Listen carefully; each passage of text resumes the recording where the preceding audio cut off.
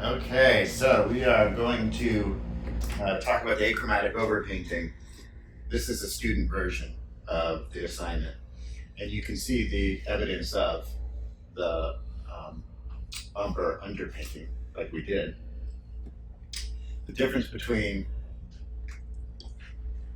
this and this is that, all right, so in this one, how it's different is the dark areas are the thinnest areas of paint, and the light areas are the thickest. So where you have light paint like this, or light values like this, that is thicker paint than the shadows like this right here. And here you can see the evidence of the underpainting in the shadow area. It's so thin that you can see it. You can see that underpainting still, and that's fine. And then, any kind of highlight there is going to stand out from the surface of the canvas. Okay, so this is still kind of an underpainting technique, but we are using it as an overpainting technique in this one. Okay, just so you can get the idea of the how the different types of methods or feel.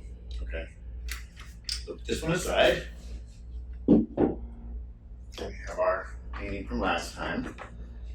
So this is our umber underpainting, and we are going to go on top of this with values made from black and white, okay, that we showed you in the achromatic palette video.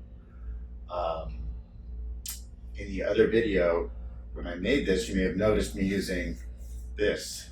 This is a mall stick, okay? I didn't mention it before. I didn't think I was going to need it. So this is so you could rest your hand on something while you're painting, so you're not resting your hand in the canvas, okay? And this is just a regular dowel you can get at Home Depot. Normally, you should have something on the end of it that's going to protect the canvas, but I didn't do that. Okay, so what we're going to do is we mixed up the light and the dark values. So we are going to put the light gray here, and then we're going to put the dark gray over on this side. And these initial paint layers are going to be thin, just like they were in the first painting.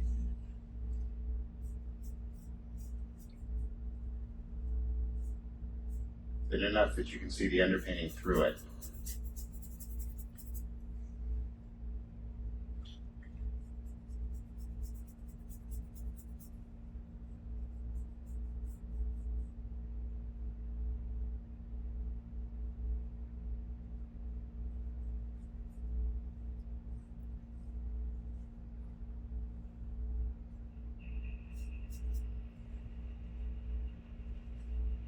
This is a 10.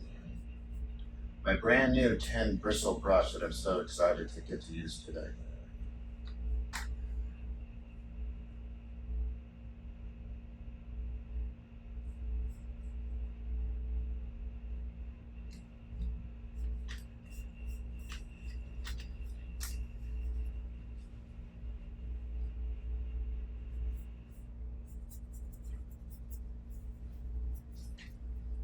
That's going to go on top of here too. I may end up leaving the stool that the paper's sitting on, the umber value.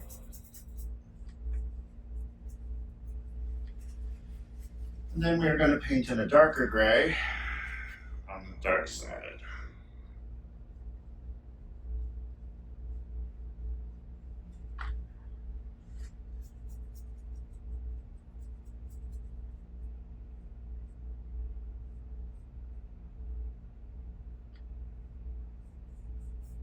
Should mention that this is now the painting surface that I'm painting on now. The underpainting is completely dry.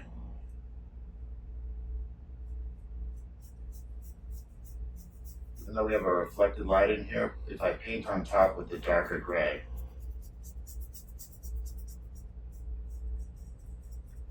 that will ensure that that reflected light is lighter than the light side of the object.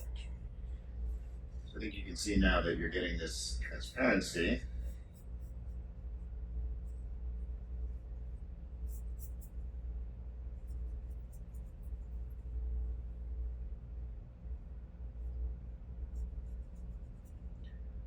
if you notice little areas of that need to be corrected from the first layer, that maybe you missed something, you didn't do something quite the way that you should have, little things could be corrected. Like if I had to correct the shape of this handle, or if I want to come in a little bit more on this edge, something like that you could deal with. Major revisions are not going to be something you can do.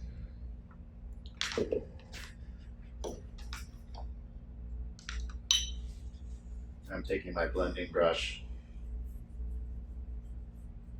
and I'm going to move those two things together, those two values together.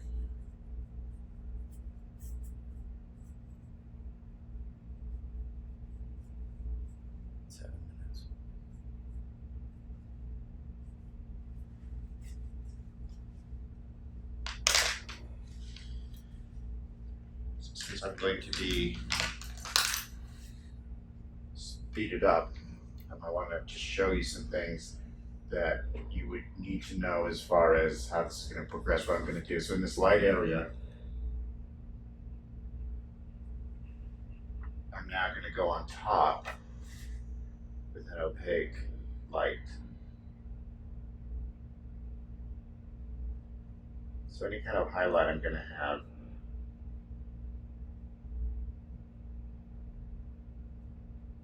it's going to be that opaque light.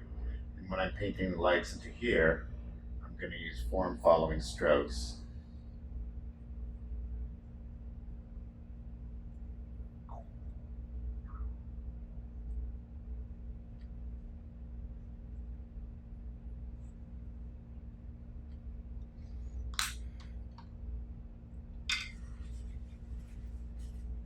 And using my dry blender again.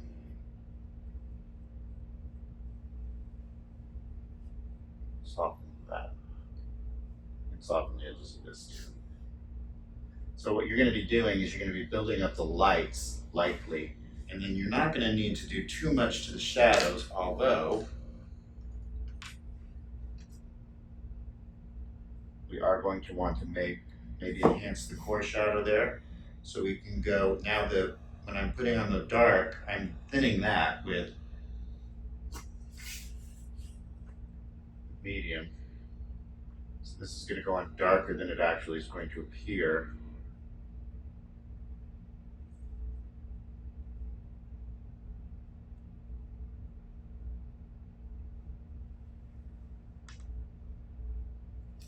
And it gets blended with the blender as well.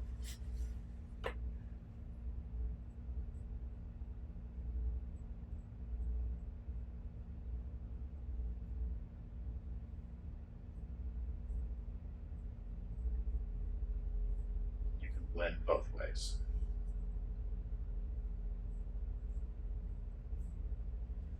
Now, already you can start to see now that there's a depth to, or a translucence to the surface of the teapot that we didn't have before. And so that's the idea behind painting in layers, like we're going to be doing when we're painting a lot of the paintings in this class. Okay? So this is the method. And you're just going to see me now enhancing this throughout the course of the painting.